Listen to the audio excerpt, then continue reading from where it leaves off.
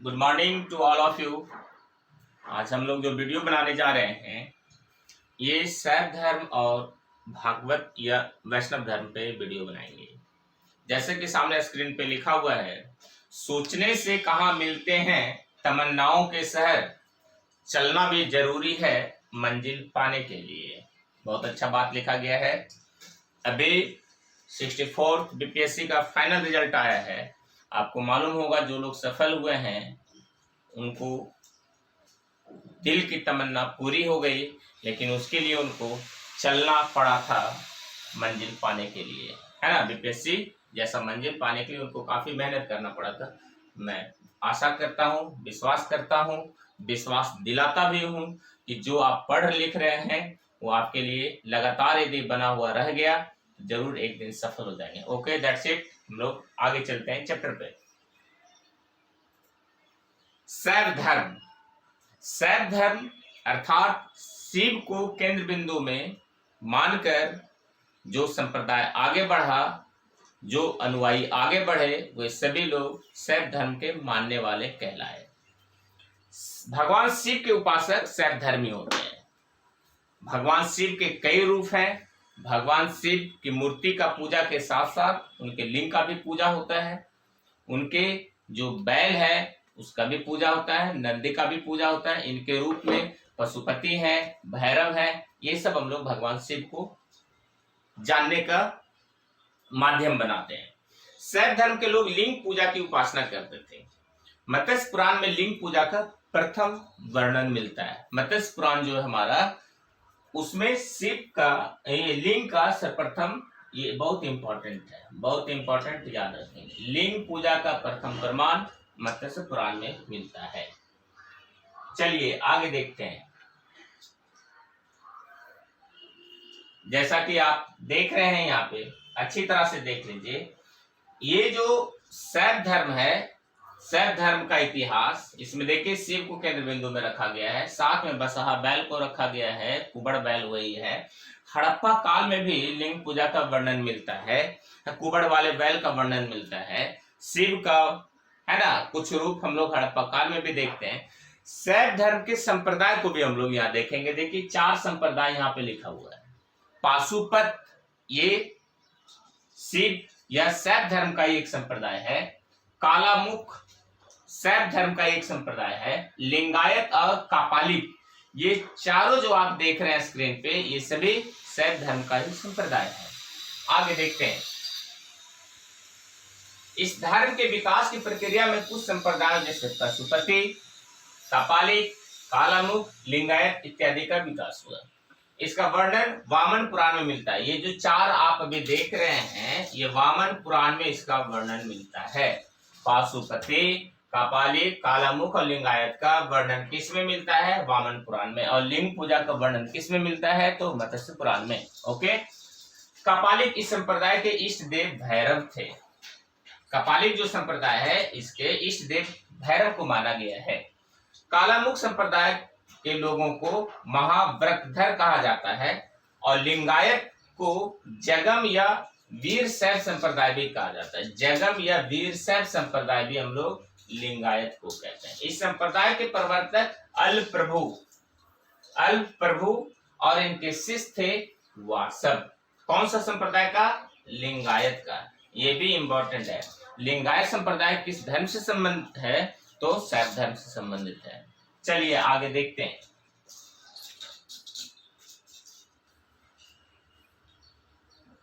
पशुपत संप्रदाय के संस्थापक बहुत इंपॉर्टेंट, VVI लकुलिस, बहुत इंपॉर्टेंट। अथर्ववेद में, जो वेद का अंतिम वेद है, 4 वेद में, ऋग्वेद, सामवेद, यजुर्वेद, अथर्ववेद, तो इसमें भगवान शिव को सर्व, भाव, पशुपति और भूपति भी कहा गया है। बहुत इंपॉर्टेंट है। अथर्ववेद में शिव को इन 4 नामों से भी जाना गया है।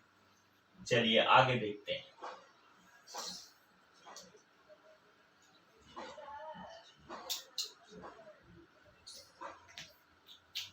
नैनार संत शैव धर्म के वो उपासक जो दक्षिण भारत में शैव धर्म का प्रचार प्रसार करते थे, नैनार कहलाते थे। जस्ट इनके समान एक अलवार भी थे जो वैष्णव का दक्षिण भारत में प्रचार प्रसार करते थे, वो अलवार कहलाते थे।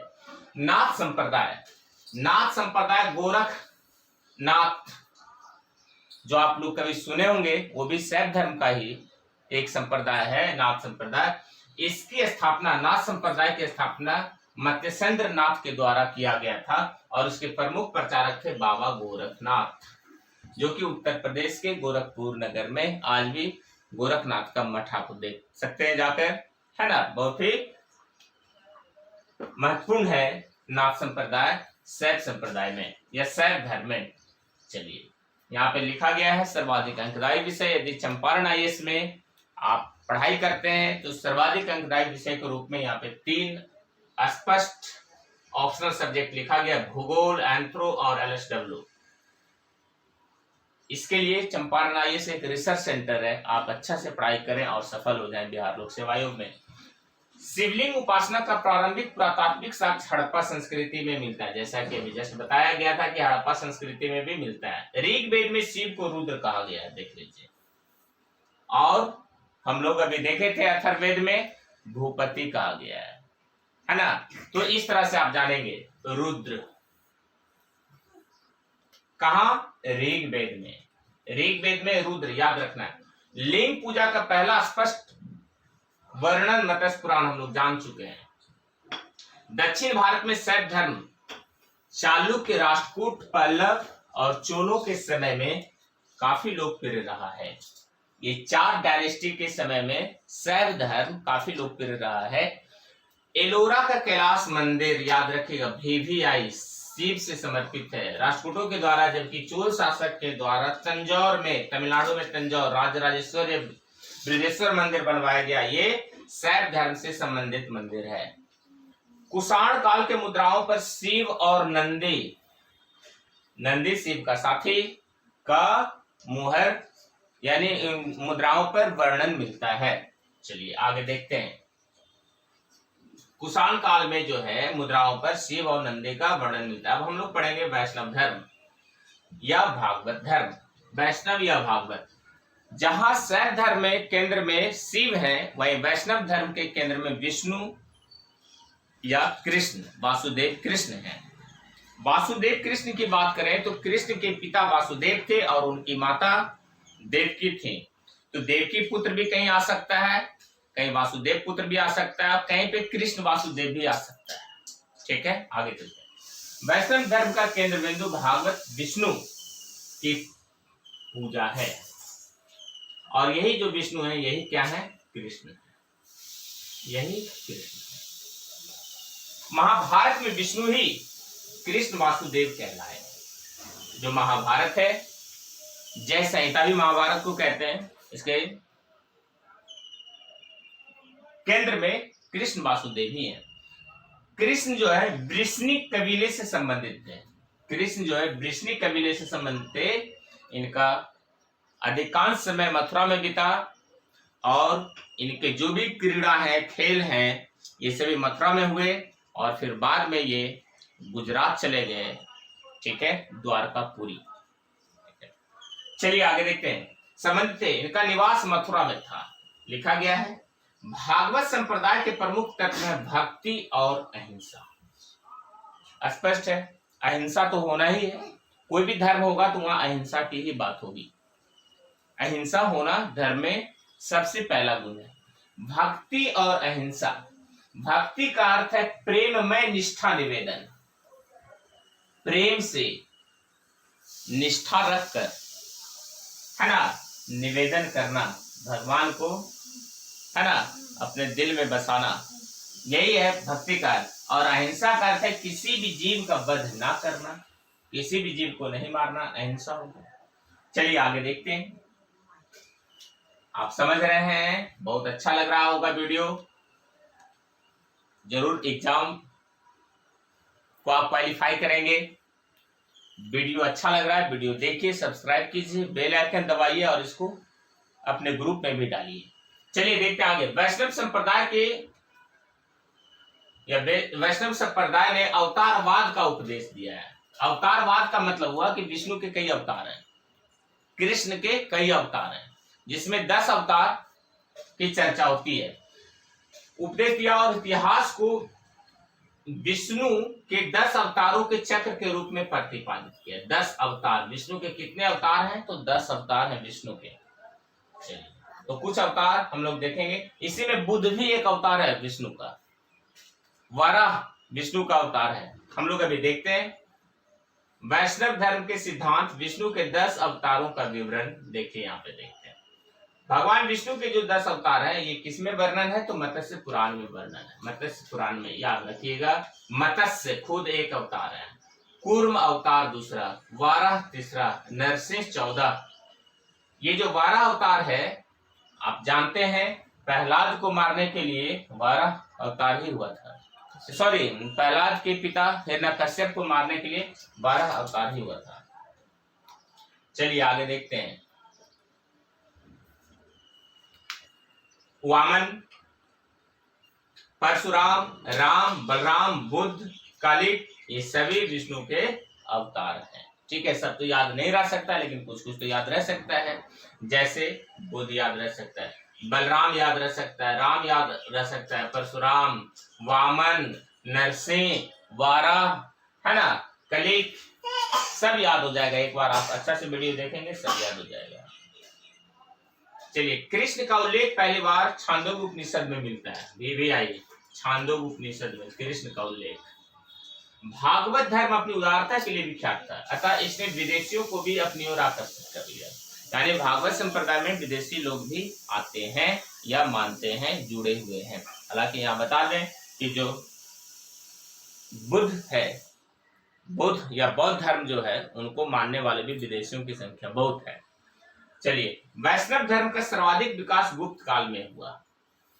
जहां हम लोग शैव का देख रहे थे, राष्ट्रकूटा में देखे, पल्लव में देखे, चोल में देखे, चालुक्य में देखे, वहीं इसको हम लोग गुप्त काल में देखते हैं। गुप्त काल में वैष्णव धर्म का कहा भी जाता है कि गुप्त काल के अधिकांश जो राजा हैं, वो सभी, जितने भी नरेश हैं उसके, सभी वैष्णव मतावलंबी थे। ठीक है। कंबोडिया स्थित अंकोर वाट का मंदिर, याद रखेंगे, जो कंबोडिया हमारा पड़ोसी पूर्वी साइड का एक देश है, छोटा सा देश है, म्यांमार के नीचे वाला पार्ट, थाईलैंड के नीचे वाला पार्ट, तो वहाँ एक मंदिर है अंकोर वाट। ये भगवान विष्णु से ही संबंधित है। यहाँ जो मूर्ति, वो 10.5 फीट लगभग ऊंचा मूर्ति है भगवान विष्णु का। कृष्ण का सर्वप्रथम उल्लेख छांदोग्य उपनिषद में देवकी पुत्र और अंगिरस के शिष्य के रूप में मिलता है। अभी जस्ट हम लोग देखे थे, छांदोग्य उपनिषद में देवकी के पुत्र, यही देवकी जो हम लोग महाभारत में कंस का एक पात्र है, कंस की बहन है देवकी, और देवकी के पति हैं वासुदेव। देवकी और वासुदेव से जो पुत्र पैदा हुए वही हैं कृष्ण, और कृष्ण जो हैं वो अंगिरस के शिष्य के रूप में जाने जाते हैं। चलिए, कृष्ण का प्रारंभिक अभिलेखीय उल्लेख बेशनगर स्तंभ अभिलेख में मिलता है। बेशनगर स्तंभ अभिलेख में कृष्ण का प्रारंभिक जो है अभिलेखीय उल्लेख मिलता है। कृष्ण का पहला उल्लेख कहाँ है? तो बेशनगर स्तंभ अभिलेख में है। चलिए आगे देखते हैं। बीपीएससी की संपूर्ण तैयारी 80 से 90 दिनों में आप कर सकते हैं। यदि हमारे संस्थान से जुड़ते हैं चंपारण आईएएस से, तो 80 दिन काफी है प्रीलिम्स एग्जाम के लिए, मात्र 80 दिन। चलिए आगे देखते हैं। अब हम लोग पढ़ते हैं, प्रश्न पे आते हैं। जो कुछ अभी पढ़े उसके कुछ प्रश्न इंपॉर्टेंट है, उसको हम लोग कर लेते हैं। पहला, प्राचीन भारत के विश्वोत्पत्ति विषयक धारणाओं के अनुसार जो है 4 युगों का चक्र क्या क्या है। तो सबसे पहला जो युग है वो है सतयुग।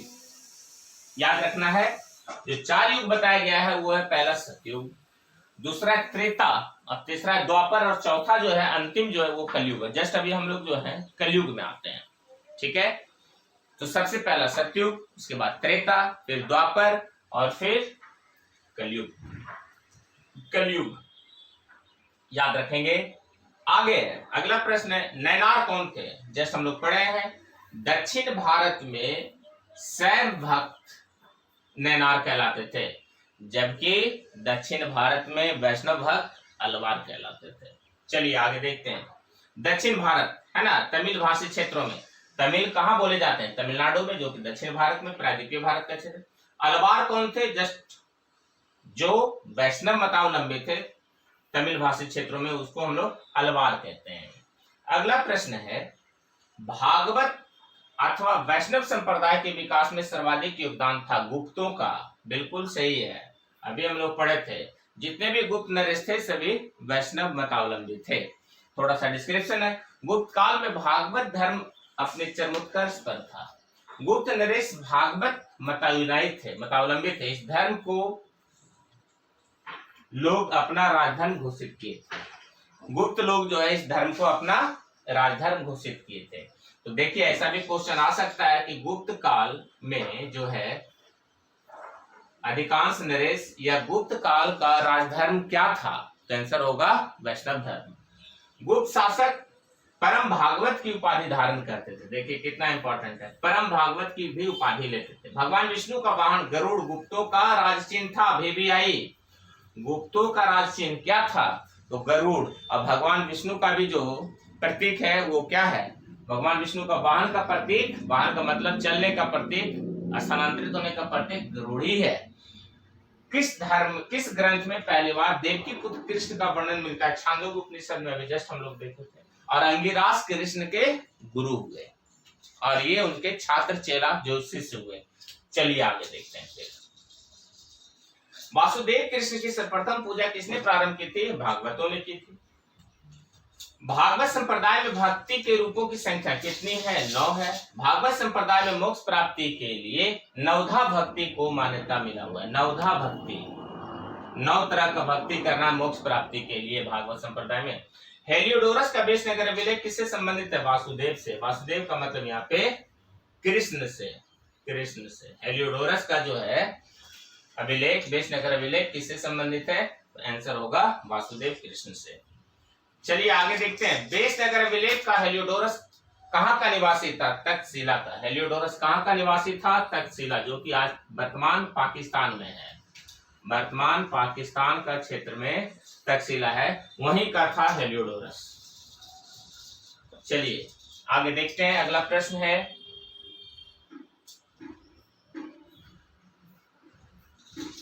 विष्णु के किस अवतार को सागर से पृथ्वी का उद्धार करते हुए अंकित किया गया है? वाराह अवतार। वाराह अवतार थोड़ा सा जान लीजिए, ये बहुत ही रोचक है। कहानी हम लोग सुने हैं बचपन में। भगवान विष्णु ने दैत्य राज हिरण्याक्ष का, एक दैत्य कभी हुआ था द्वापर युग में, द्वापर युग की कथा है। हिरण्याक्ष का वध करने के लिए 12 रूप धारण किया था। 12 रूप धारण किया था तथा उसके चंगुल से धरती को छुड़ाया था।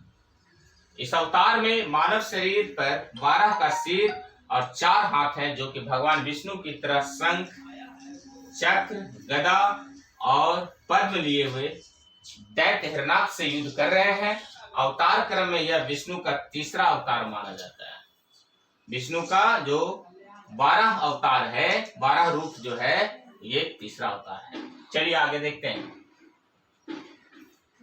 भारत में आस्तिक और नास्तिक संप्रदाय में कौन सा विभेदक लक्षण है? आस्तिक नास्तिक इंपॉर्टेंट है। आस्तिक जो वेद को मानते हैं, वेद मानने वाले, और नास्तिक वेद नहीं मानने वाले, है ना, इससे अलग, इतर, उल्टा मानिए। जो वेद नहीं मानेंगे वो नास्तिक हो गए, जो वेद मानेंगे वो आस्तिक हो गए। चलिए अगला प्रश्न पे आते हैं हम लोग। गीता का मुख्य शिक्षा क्या है? निष्काम कर्मयोग, लगातार अपने काम को करते रहें, यही है हमारा गीता का मुख्य सार। जो हुआ अच्छा हुआ, जो हो रहा अच्छा है, हो रहा है, और जो होगा वो भी अच्छा होगा। निष्काम कर्मयोग ही गीता का मुख्य सार है, और ऐसा ही करना चाहिए मनुष्य को, ताकि अपने जीवन में सफल हो जाए। रामायण के किस कांड में राम और हनुमान की पहली भेंट का वर्णन है? याद रखेंगे, किष्किंधा कांड, जो कि हनुमान और राम को मिलन होता है इसमें, और इसमें बाली और सुग्रीव का भी वर्णन है। रामायण के रचयिता वाल्मीकि थे। संस्कृत भाषा में रचित इस आदि काव्य में कुल 7 कांड हैं, जिसमें चौथा कांड यही है। किष्किंधा कांड चौथा कांड है, जिसमें राम और हनुमान की भेंट तथा बाली वध और सुग्रीव के वानर शासक बनने का बात किया गया है। जो बाली है सुग्रीव का बड़ा भाई, इसका वध होता है और फिर सुग्रीव को वानर शासक के रूप में, क्योंकि पहले वानर शासक बाली रहता है, वो किष्किंधा कांड में हम लोग को देखने को मिलता है। किष्किंधा कांड जो है चौथा कांड है। चलिए अगला, कालिका पुराण किस धर्म से संबंधित है? शाक्त से संबंधित है कालिका पुराण। कालिका पुराण शाक्त धर्म से संबंधित है। कालिका पुराण को कली पुराण भी कहा जाता था। हिंदू धर्म की शाक्तवाद परंपरा में 18 पुराणों में से एक है। शाक्तवाद परंपरा जो 18 पुराणों में से एक है।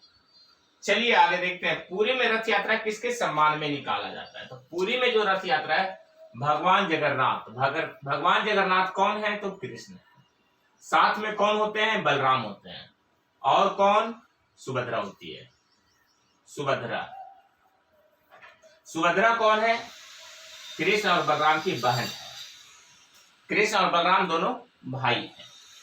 तो पूरी जगन्नाथपुरी जो उड़ीसा में है, वहां पे जो रथ यात्रा होता है भगवान जगन्नाथ के लिए निकाला जाता है। चलिए आगे, प्रतिवर्ष आषाढ़ माह के शुक्ल पक्ष में उड़ीसा के पुरी में भगवान जगन्नाथ यानी कृष्ण, बलराम और सुभद्रा के सम्मान में रथ यात्रा निकाली। नासिक में कुंभ मेला किस नदी के तट पर लगता है? तो गोदावरी। नासिक में गोदावरी। इलाहाबाद जो उत्तर प्रदेश में गंगा यमुना का संगम, वहां पे सरस्वती नदी विलुप्त हो गई। हरिद्वार में गंगा के किनारे, और मध्य प्रदेश में उज्जैन शिप्रा नदी के किनारे जो है कुंभ मेला लगता है। अंकोर वाट का मंदिर किस देवता को समर्पित है? विष्णु। अंकोर वाट का मंदिर कंबोडिया में। कौन बनवाया था, निर्माण करवाया था? राजा सूर्यवर्मा द्वितीय। 1113 से 1150 ईस्वी के बीच में इस मंदिर का निर्माण कराया गया था। इंपॉर्टेंट है, याद रखिए। तो आज का क्लास यहीं तक। वीडियो देखिए, लाइक कीजिए, सब्सक्राइब कीजिए और जरूर अपने ग्रुप में इसको भेजिए। Okay, that's it.